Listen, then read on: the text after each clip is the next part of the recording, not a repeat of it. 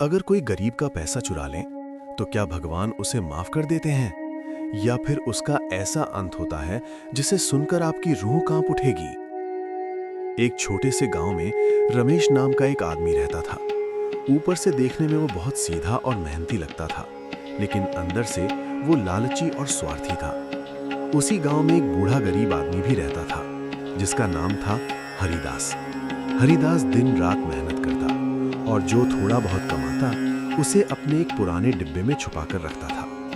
वो पैसे उसके बुढ़ापे का सहारा थे। एक दिन रमेश की नजर उस डिब्बे पर पड़ी और उसके मन में लालच जाग गया। रात के अंधेरे में जब हरिदास गहरी नींद में था, रमेश चुपके से उसके घर में घुसा और पूरा डिब्बा उठाकर भाग गया। सुबह जब हरिदास ने डिब्बा खाली देखा तो उसकी आंखों से आंसू बहने लगे। वो बार बार भगवान से पूछ रहा था, हे प्रभु, मेरा क्या कसूर था। शुरू में रमेश बहुत खुश था। उसे लगा कि अब उसकी जिंदगी आसान हो जाएगी, लेकिन धीरे धीरे अजीब घटनाएं होने लगी। उसका काम बिगड़ने लगा, घर में बीमारियां बढ़ने लगीं और सबसे अजीब बात, उसे हर रात डरावने सपने आने लगे।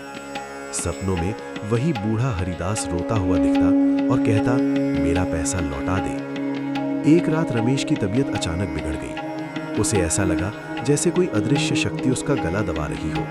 वो डर के मारे चिल्लाने लगा और उसी वक्त उसे अपनी गलती का एहसास हुआ।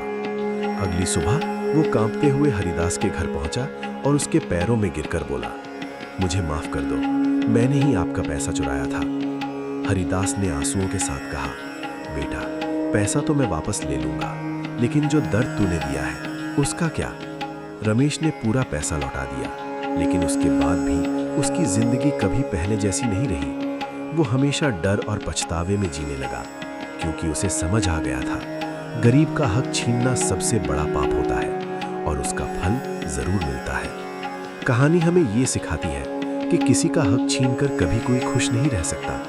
भगवान देर जरूर करते हैं, लेकिन न्याय जरूर करते हैं। अगर आप भी मानते हैं कि कर्म का फल हर इंसान को मिलता है, तो इस वीडियो को लाइक करें और चैनल को सब्सक्राइब करें, क्योंकि यहाँ आपको मिलेंगी ऐसी सच्ची और गहरी कहानियाँ जो आपकी जिंदगी बदल सकती हैं।